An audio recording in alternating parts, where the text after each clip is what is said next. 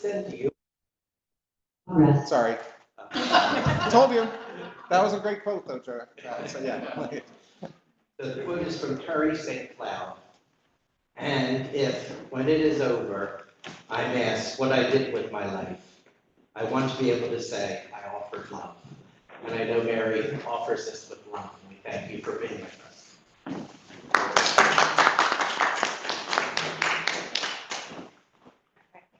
Thank you, everyone, for being here. I don't know where the microphone is at. My name is Mary Thorp. Hi. I am married. I'm going to do a little intro and say I am a cisgender female, and my pronouns are she, her. I'm going to get into the background of why that's an important thing to sometimes introduce yourself by saying. The title of this is called The Stewardship of Affirmation and Acceptance. And a little bit of background, that is the ally flag. So I consider myself an ally as a cisgender person.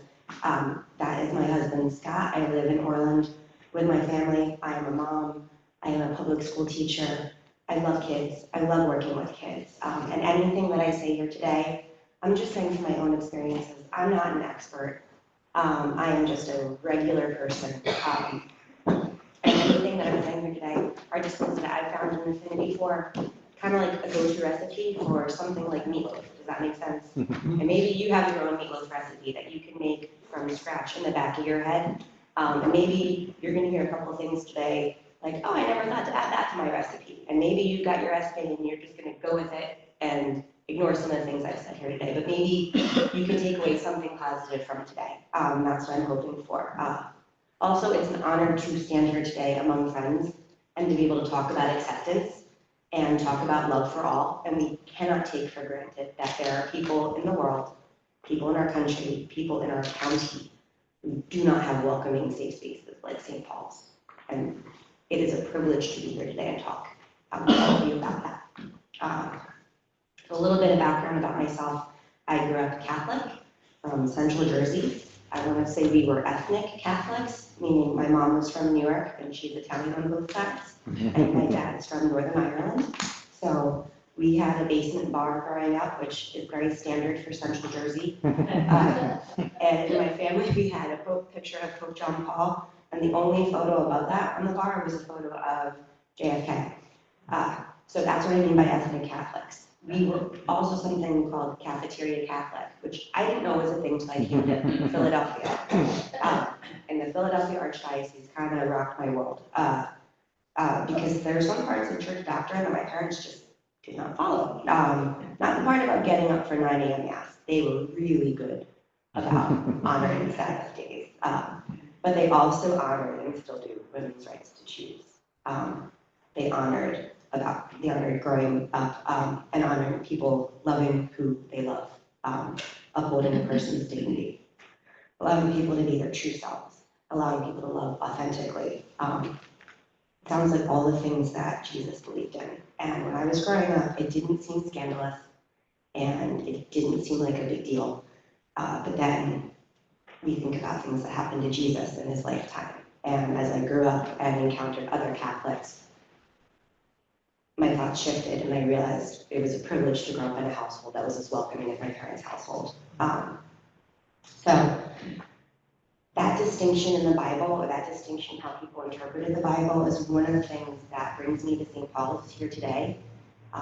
Maybe it's something that brought you to St. Paul's as well. And that's kind of something that's ingrained in my head as I've grown up. Why would you interpret and redact away at the Word of God to reduce it, to alienate, until there's nothing left but divisiveness and hatred? Why do that when you could read and interpret the Bible for all the stories of love and acceptance that it holds? And I'm going to kind of defer to a quote here. In his book, No Future Without Forgiveness, Archbishop Desmond Tutu says, one of the most blasphemous consequences of injustice is that it can make a child of God doubt they're a child of God. Now, he might be referring to apartheid, but this holds true, that idea of civil rights and social injustice. And I've seen this in children that I've taught. I've seen this in children that I've encountered. I've seen this in my own family. When Jack and I were first discussing what we wanted the congregation to take away from this meeting, we talked about the importance of advocating, of acknowledging. I probably threw out a lot more big words that start with the letter A. And then the idea of being stewards of God's love came up, and that was the phrase that resonated the most, stewards. In all honesty, I thought being a steward was like being a cruise member on a love boat. Maybe a flight attendant, like, welcome, thank you, come again. So no, what does it mean to be a steward? And then I did a little Google dive. In Christianity, steward means you're more of a warden or a caretaker, or someone who shares their talents to care for God's creations. And we see that in sustainability. We see that in the work that we do. In community, stewardship is based on the idea that equity is tantamount, and that stewards should help build and distribute power and acknowledge when systems do not promote the well-being of its members. We heard that today in the readings from Mark, that sometimes you need to redistribute your wealth as best as you can, as painful as it is, and you do the best as you can to recognize the wealth and recognize your privilege and unpack that privilege. There's also the stewardship of story sharing. And stewardship is the practice of treating stories with respect and care. And that includes trusting stories to people who are worthy of hearing them and only telling them when they're ready. And that also includes listening, affirming, believing people when they're sharing their experiences. That also includes creating brave spaces for people and not scoffing at people who aren't ready to give away every worldly possession. When the man in the story couldn't give away every worldly possession, Jesus did not mock him. Jesus let him go and let him go with love. So how do all of these aspects of stewardship kind of connect in an open and affirming parish? And what does it look like? And how is it attainable? How are these tangible things that we could do this week? So one of the things that we can do is just kind of unpack what gender stereotyping looks like. And this is kind of even something that's developmentally appropriate. This is something I bring to my students as well. So gender stereotyping helps us to see that gender is not a defining characteristic of who you are. So recognizing gender stereotypes help you unpack the science of gender spectrum. When people say that kids are too young to learn about gender, I think about this specific Super Bowl commercial. It was a Run Like a Girl Super Bowl commercial. And it came out back in 2014, and I think about 70 million people have seen it since then. It starts off with models, athletes, a bunch of people just being told by the director, run like a girl, do the first thing that comes to your mind, and they flail, they pretend like their hair is getting in their way. And then it cuts to them asking 5-year-old girls, 6-year-old girls, pre-puberty girls, run like a girl, except those girls take it seriously. They go all in. And then it shows that once girls hit puberty, that's when the idea of self-doubt, that's when all of these stereotypes really affect who they are as a person. I have to like pink. I have to like certain things. I have to fit a certain role. And likewise for boys. With girls, we see it, I think, at a much more detrimental level because of society norms. But if you can unpack that that's offensive, then you can understand that gender does not define you and that no one should be judged based on those gender markers. You don't run a certain way because you're a boy or a girl. You don't like certain colors because you're a boy or a girl. You don't get to prefer steak or salmon because you're a boy or a girl. And that's hard because everywhere we look, we see gendered images on TV, billboards, ads, products you buy, cartoons. There's gendered pumpkins at Halloween stores, political ads take into gender nuances instead of just the politics. But if you take a step back and look at gender as a spectrum, not the defining characteristic of who a person is, it makes it easier to understand the shoes that a transgender person would stand in, or the shoes of a binary person. And that kind of leads us to my next graphic that you can kind of unpack or take away for someone. This is what a gender spectrum looks like. And this was shown to me by my 12-year-old at the time, who's now 16. And when I saw this, it really blew my mind. And one of my favorite quotes when it comes to looking at this is this bottom one in purple. Gender exists on a spectrum, and it doesn't matter if I completely understand all of them or not, because all human beings deserve equality. I don't know what every single one of those checkerboards mean, but this is a great way to launch a conversation. Because I'll tell you right now, as someone who identifies as a cisgender female, I am not an F6. There's no way that I'm an F6. I don't like pantyhose. I don't wear full makeup. All of those like super social implied norms, they don't fit me. And here's where I can kind of share a brave space conversation I had with my mother when she said, and she's 74, and I don't think she would be too offended if I share this. She said, well, Mary, I've never met anyone who is transgender, and I don't get why someone would feel that way. I said, well, Mom, where do you fall on this? Like you identify as female, but where really are you on here? Because I'll tell you right now, like, I don't really feel I'm here. And she's like, I play softball and I like to go outside and play dodgeball with my students, and yeah, I think I'm right about here. And that's a great way to help unpack that idea of what gender looks like, and it creates that safe space for a dialogue with someone. This spectrum graphic is a good visual just to share with people who are in need of that brave space. And it's a great way to kind of have a conversation about what gender looks like. It's not a to B finite. It's not a male, female, and that's all there is. It kind of takes into mind that people can be genderless and not know where they are. Someone can be asexual and not feel attractions to male or female people. And it's okay to not understand what that feels like and not understand what it feels like to be in that person's shoes, because I think the most important thing is to have empathy and some type of acceptance and understanding of how that person must feel. And that's where that conversation begins. So I will make sure that all of us have access to this picture, because I just think it's a great kind of blow your mind picture when I saw this the first time of, oh, that's what it's like. It's not a line, it's a checkerboard of a variety of colors and a variety of pictures. So that's one thing I wanted to kind of share with everyone today. Kind of moving from there, it makes it easier to understand why pronouns matter so much. Like why add your pronouns to the end of your name when you introduce yourself to somebody? And most importantly, especially nowadays, adding them to the end of your work emails, or the next time you're on a Zoom meeting, I add she, her. Because sometimes our biases about gender leads us to assume someone's gender just based on their appearance. And that could lead to misgendering someone, whether it's a female who has short hair, whether it's a male who has long hair, whether it's someone's name, that can have a name that's just a multiple meaning name. The first time I heard pronouns was when I was at the Boston Science Museum with my family back in 2018. And I just heard it over the loudspeaker like, hi, I'm Catherine, my pronouns are she, her. And I'm going to be doing a lava experiment over here in section A.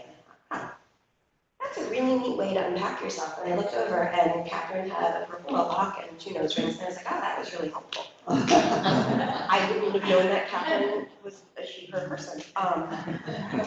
So it shows other people that you're aware that pronouns might not match the biases or expectations you have of what they look like, or what their name is. If you're a coach and you get a roster and you've got a Cassidy on your roster, you don't always need to assume that Cassidy's male or female.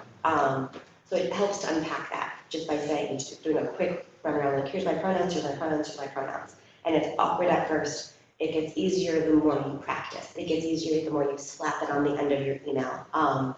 So it's one quick thing you could test out. That little video over there at the bottom as well is just a cute one I share with students. And it shows kids developmentally just saying, like, here's my pronouns, here's how you do this, here's my pronouns. And it leads up to like a 5-year-old with her teddy bear saying, here's my teddy bear. He identifies as a male and his pronouns are she, her. And like, it's really cute, but it also shows that kids unpack this faster than we can.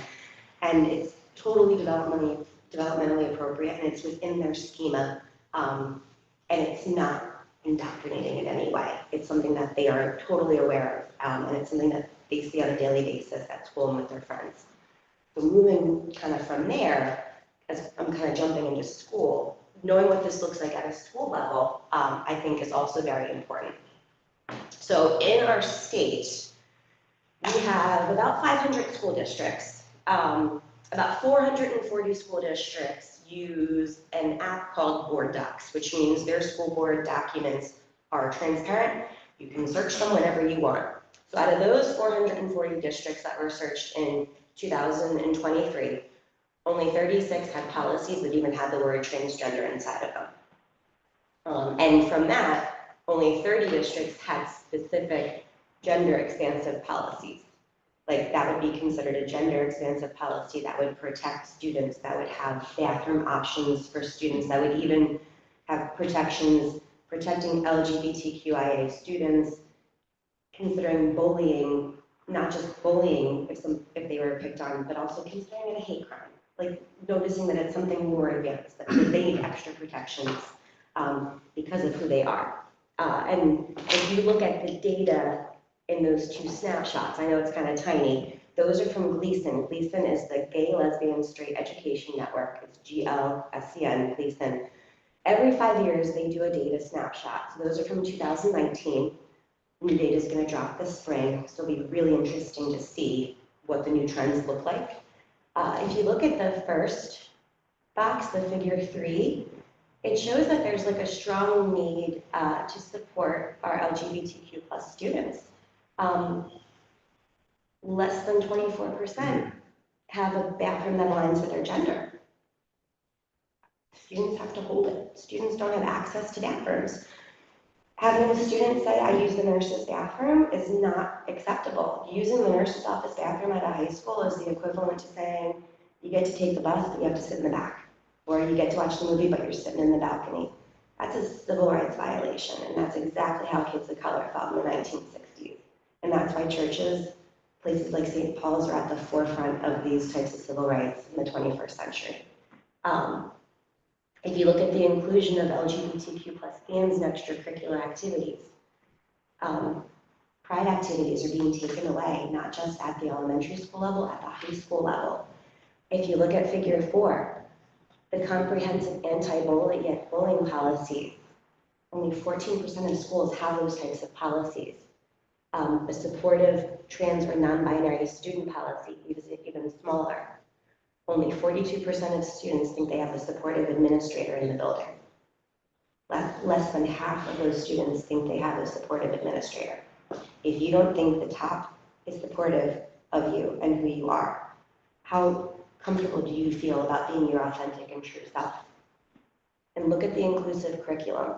If they don't see themselves in the curriculum, like that is the equivalent of kids of color who felt whitewashed. We know what this looked like in the 1960s. We know that these reforms are needed at a public school level. So this is what the data shows. So where do we go from here? You go to school boards and you ask for gender inclusive policies. One of the best things you could do is know what a gender expansive policy looks like. So I'm going to show you an example of what I think is an exemplar policy. And it is, I would say, granular. So here is an expansive policy. If you go through a board doc and you want to get into policy, and this is something I geek out about. Like I geek out over policies. Go onto board docs. It's a great site. You can look up any district policy, go home and check out your own. You are a taxpayer. It's within your rights to do it. Look up your school district policy and specifically look up policies in the 200 range. If you notice, 200 covers pupils. It's a drop-down menu. 253 is generally the one that covers transgender and gender expansive students. If you notice, this district specifically enacted it in 2019. That's pre-COVID. They were kind of ahead of the game. That was pre when people kind of had an awakening to what was going on in the world. And if you notice, they have a purpose, they have an authority, but more importantly than those things, not more importantly, but just to kind of get into the definitions. If you look at the definitions that they include, they are well aware of the variety of kids that need support. Cisgender students, gender expansive, they include the idea of gender identity and how students get to express who they are. They are aware that when they refer to sex is biology, but gender refers to your culture and who you are as a person. So they really unpacked and got to the granular level of what all these terms mean. Affirmed name versus your biological birth name, as opposed to your legal name. Because at the state level, changing your legal name is a little bit more complicated and you have to go through a few hoops, which I can also explain at some point if you're interested in that. The definitions even continue into someone who's undergoing transition. Now, statistically, most kids don't undergo transition. If you're under 18, it's really complicated to do that, but even that is included. Gender pronouns, sexual orientation, transgender, and then the guidelines. And they mention the guidelines. This is under the Family Educational Rights and Privacy Act. So they are very aware that it's within parents' rights, it's within the students' civil rights to be protected under these things. So getting into other parts of the policy that I think are fantastic, they outline the need for harassment, bullying, discrimination. They are very clear that this would be considered a hate crime. They also, which I think is a great little caveat, they understand like names and pronouns. That means that on a student's roll sheet, their preferred name would be listed with their preferred pronouns instead of having to email the teacher individually or individual teachers being notified. It's already uploaded. Gender neutral language, meaning that when teachers are calling students, they refer to them as friends, students in general, not a boys line and a girls line, that it's gender neutral. Even just having the kids line up, if you say boys, girls, get into line, you're gendering your students. We can move past that. We could have color-coded lines based on your school colors. So a lot of it is just unpacking what we used to think about gender. I love that they even get into sex-specific facilities and overnight accommodations. They're even thinking as far as like, what would it look like when they go on overnight away games? What does it look like when the seniors go on their class trips? Like everything has been thought of down to the granular level. So there's no caveats, there's no surprises. And again, is it a perfect policy? No, but are they really working towards the needs of their students? Absolutely. So they really thought of everything. What they even got into official records versus unofficial records, also known as. The best part about this policy is this is policy 253. They also have a policy 353 for faculty, which reads the exact same way. So as a parent, that lets me, and as a teacher, that lets me know that they're protecting their students, they're taking care of their staff members, which means if I was a student there, I'm seeing staff members that look like me. The staff members there are just as valued. There are staff members there who aren't afraid to put up pictures of their families and be their authentic, true selves. And that's the type of district that you want to work in, you want to send your kids to. That's what we all should be looking for. That's what true inclusion looks like. So that's a good example of a school district policy. That's kind of what we all should be shooting for and aiming for. It's super transparent. It affirms everyone. So if you were to go to a school district board meeting, or if you were interested in looking at things like this, these are the types of things you should kind of be asking for. Don't be afraid to ask, hey, if it was a school, if there was an overnight trip, what would it look like? Or what are the bathroom policies? What would this look like if there were sports teams? And as residents, just understand that those systems don't always promote the well-being of members of our community, and that our LGBTQIA+ communities have been marginalized historically. They've been targeted groups historically. I'm going to cut to my last slide. That policy goes on. So they really thought of everything. So a couple of things that you can do, that I didn't even get into restauranting.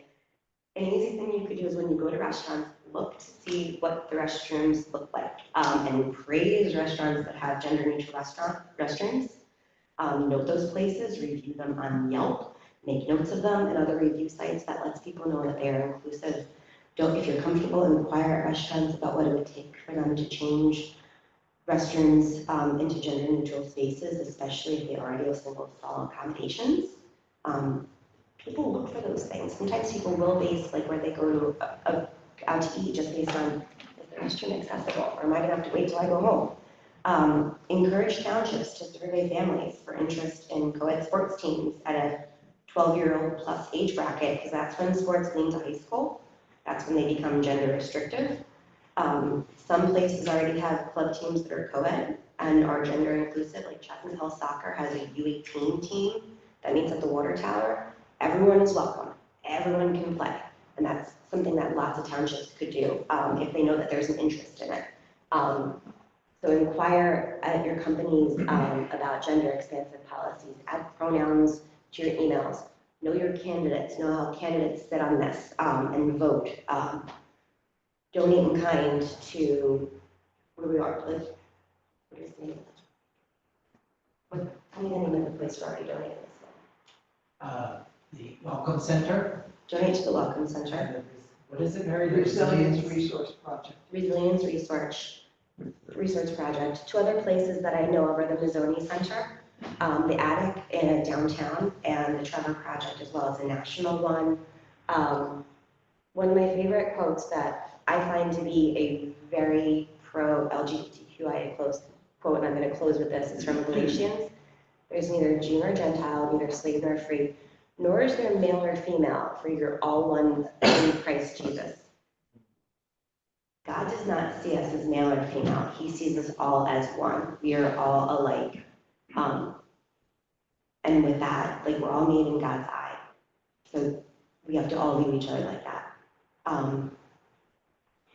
I really don't believe in that divisiveness. I really believe that we are open and welcoming and we can embrace each other. And one way we could do that is just by looking out for each other and being affirming in each other.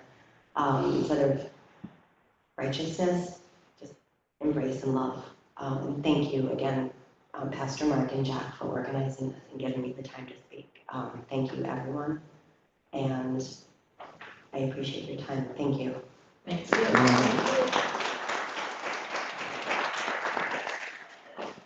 I think well, first, thank you, Mary. I think the promise is that we'll be home before the Eagles game, and we're doing fine on that. So, I presume, Mary, would you be willing to take, if folks have some questions and things like that? Okay, so let me do that. I'm going to stop the screen share a little, so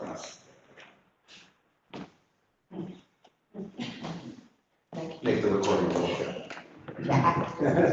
Sorry. I don't have a question, but I have something I wanted to share, and I may have shared it with you already, Mary. So I substitute teach at the school that Mary and I know each other from. And last year, I had a small group of students, and I introduced myself to them, and they all took turns introducing themselves.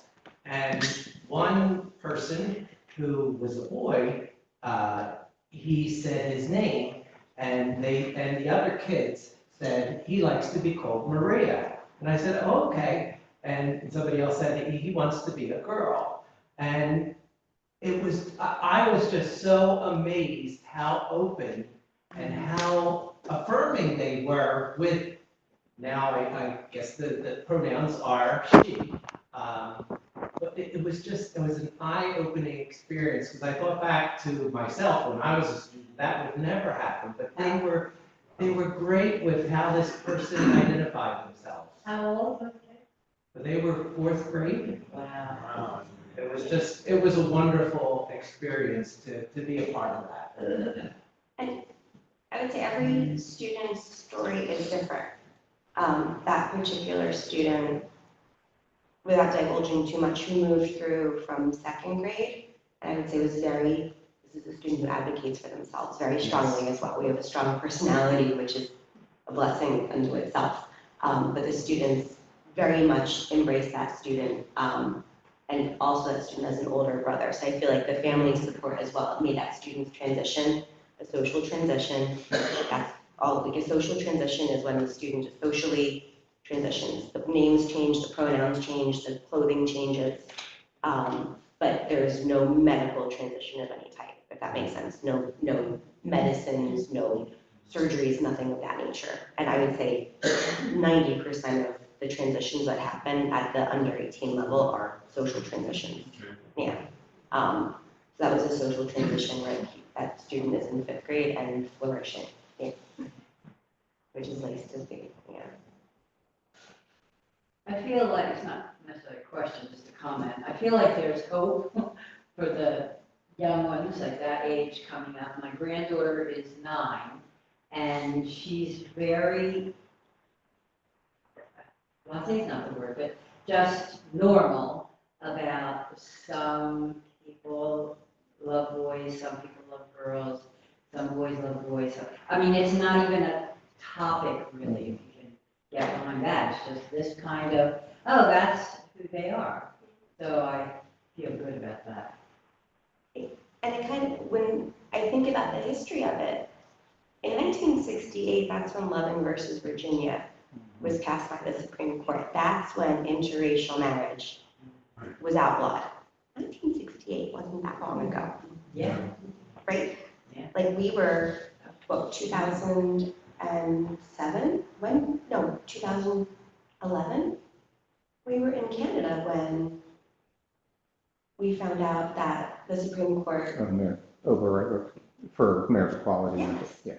Like, so that these things are happening in a way where I think kids are, they're very, it's normalized for them, which is nice to see, and they are so used to the pronoun shaping, and characters who are ambiguous, characters who are genderless. It's nice to see. When I was outside with my son, the 12-year-old, we were looking at a rabbit. I was like, oh, look at him go. I'm like, oh, maybe it's a she. I'm like, oh, I don't. And he's like, Mom, the rabbit's not going to get upset if you misgender. What do you mean? Like, he's like, rabbits don't care if you misgender them. You're overthinking it. Because they know the language, and they're very aware in a really positive way. It does give me hope. Yeah. Yeah, as part of our O&A process, we had a member of the congregation who was in high school do our pronoun presentation and tell what it was like in schools. So again, it's more for them. She said, I deal with it every day. This is not a big deal. You just do it. Right. You know, so when you're not exposed to that kind of an arena and have a chance to practice feels much more awkward. And doing it every day, and I guess at the same token, understanding in some places this is verboten and it's not happening. If we were to travel 20 minutes into a different county, I know educators where they cannot put up photos of their loved ones. And kids who have certain families, they're not willing to share about them. I was reading an article last night about a woman who was talking about how a student was being picked on for having two mothers, and she consoled the student. She found the two instigators, and they were reprimanded, and she was reprimanded for reprimanding them because it was in their civil rights to pick on him, and she can't bring up those things in the classroom, and that's not the way it's supposed to go. Like, that's not the way it's intended. But yeah, we take for granted that it's a gift to be able to use our pronouns. It's a gift to be able to be our authentic selves, and it should be as easy as these conversations. I know Word docs are public record and everything's public. Can you tell us what district that was that had that great policy? That was Norristown School District. Wow. That was Norristown School District. That was a big plus. Yeah. I know too many of the districts, whenever we wanted to do anything, had to go to the board first. We wanted to fly, to raise our pride flags. And there was a big stint in the community, and then it became a board policy that we couldn't fly any flags unless we had approval first. Yes. Yeah. And that's a hindrance. Anything that does that really just kind of like cuts you off.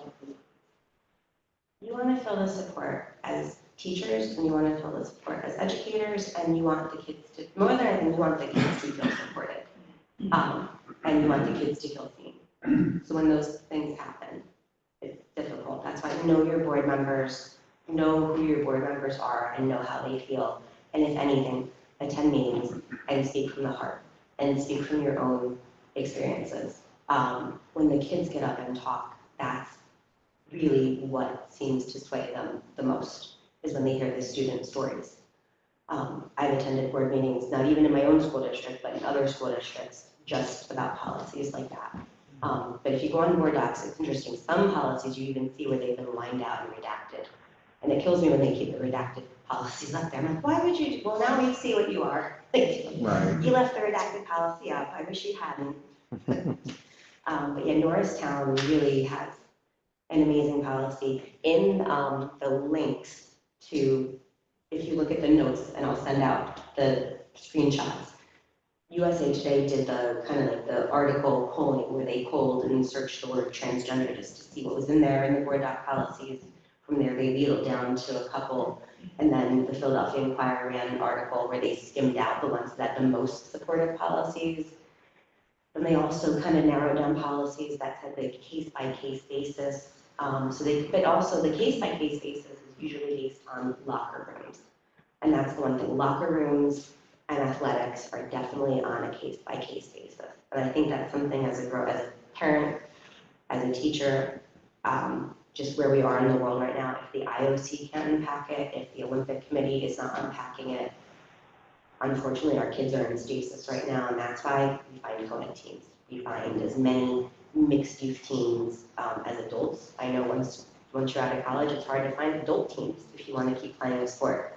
So it's kind of like these are options that we're all kind of arguing for and fighting for. It's like that, like I know that case-by-case basis language scares me. On a case-by-case basis, we'll look at the flag and decide if we want to hang it. So like, just know that type of language, look for that type of language, and kind of have your radar up for those type of things. This is a question. Can an educator have a problem if a student says, refer to me as Maria, and they're a boy, but they don't have do they need the parents' permission? Depends on the school district. It totally depends on the school district. Without naming districts, I'll speak from Philadelphia, where I teach in Philadelphia. If the student says that to you, you go by what the student says. Philadelphia has a very strong equity policy and open and affirming policy, where once the student says that, you follow that. You do not need to follow back up with the parent. You don't, regardless of age. And even in meeting with the parent, you don't have to divulge that the student asked for that name. Within that, you kind of do your due diligence. You maybe say like, hey, you want to hang out with the school counselor? You do the things that you're supposed to do just to kind of make sure that the student is feeling okay and that their mental health is in a good place, that you kind of run the gamut as well, but you don't have to report back to the parent. In some districts, no. You tell the kid, no, I can't call you that unless your parent gives me a note. In some districts, you jump over the student and you notify the parent, hey, your kid said this to me today. Which I can't imagine doing because that's such an invasion of privacy. And I can't imagine a kid confiding in an adult ever again because of that. But it really depends on the school district. So even as like, if you're a 20-something teacher and you want to become a teacher, know which district you're going to go to. Like know where you want, know ideally what your values are and look for a district that follows those types of values. Yeah. One term I came across when I was teaching was that God doesn't make junk. And sometimes you use it when people are disparaging other gender. I use that term, God doesn't make junk, and then it confuses them. And that's okay. Nothing is on accident. We are all here. Like, everyone's here exactly as we're intended to be. Yeah. And likewise, the brave space, like the brave spaces and the brave questions. It's okay if someone, that the hardest thing is swallowing when someone says something that doesn't land well. And saying to them back, that didn't land well. Tell me what you mean by that. And having those courageous comebacks without offending back or without shutting them down. Because if they're willing to take that risk and say something, you have an open door for a conversation. Maybe that's someone that you can, well, tell me what you mean by that. Tell me like that there's something there that you can maybe lead them to understanding. That you're right, nobody is junk. Everyone has value. Question. How do the gender neutral bathrooms work? A lot of, like airports, well, they have male, female in one door, which, one room situation. Is that how it works, or how does that work? Yeah, and like at our school in Philadelphia, we have gender neutral bathrooms. So, and other school districts as well. It kind of works like this. It's a bathroom for everyone. That's right. Yeah, so we have boys' bathrooms that are gendered, we have girls' bathrooms that are gendered, then there's a single stall gender neutral bathroom. Anyone can use it. Yeah, so that's, it's not meant to be limiting for anyone, but you want to use that one, you can. You want to use that one, you can. You want to use that one, go for it. So if you identify as female, but you want to use the gender neutral one, go ahead. You identify as male, you identify as a trans male, you want to use the male one, you identify as trans male, you want to use gender neutral, that's absolutely On fine. on a general neutral, what do they just have stalls or do they have urinals too? I'm just a question. I don't know. That's a good question. The one in our building is just a single toilet. Okay. Yeah, and usually that's what they look like. It's like a single stall, single Yeah, toilet, okay. toilet and a urinal, but it's usually one single bathroom with a closed door. Yeah, Yeah. like the airport. Yeah, exactly. The new school buildings are starting to do that, where they have, instead of what they used to call them gang bathrooms, where you go in and there's like 8 sinks, 12 stalls, 3 urinals. They're putting in individual bathrooms, so you have a toilet and a sink, and everyone would just open for anyone. And the only differentiation I saw was they had one for staff and one, the rest for students. Staff kind of got the short end, but that's okay. We're here for the kids. We're here for the kids. I saw a perfect meme the other day. It's a picture of an outhouse, and it said gender neutral over 200 years. Pioneering it, we've been pioneering it. Yeah. Yeah, right, and that's why if you think of it like a nurse's bathroom, it makes sense. You shouldn't have to walk all the way to the nurse's bathroom. It should be tangible, it should be close by, it should be accessible. I really think about it like, why should you have to walk 2 floors away and down 2 flights of stairs to get to that bathroom? So a lot of it is just reconfiguring, and sometimes it's like, sorry, staff, like it happened in our building. Sorry, staff members, those 2 male-female bathrooms that are side by side, one's becoming a gender-neutral staff bathroom, one's becoming a gender-neutral student bathroom. Lots of staff members had a difficult time with that, so the grown-ups need to learn as well. But again, it's for the kids. Our bathroom here is a gender neutral bathroom. Exactly, yeah. Not actually labeled as such, but it's a bathroom, but it's a single stall bathroom. Exactly. It is labeled. If you see the door Yeah. that we never close, because I just noticed the sign today. It's got the gender neutral sign on the exterior door. There's 2 doors. And I just noticed it today. Yeah, that's all you need. And airports as well. I have to say the best gender neutral bathrooms that we came across was, of all places, the Georgia International Airport. We were in Atlanta. Like, this is super. And then like Philadelphia, everything was gendered, but Georgia had very specific gender neutral. There's got to be like a bathroom app for like international airports. Someone has to keep like a running list of all equitable bathrooms in America. Years ago, LaSalle College University used to be all male school. And I was there within a couple of years of them letting women in. And I mean, it was a big uproar because they couldn't figure out where to put the bathrooms. Because there were all male bathrooms in the building. And of course, it was too early for us to think gender neutral bathrooms at the time. So they just came out, but there were much fewer of them than there were of male bathrooms. Of course, that's the way it was built. Great. Time probably for 1 or 2 more questions, I think.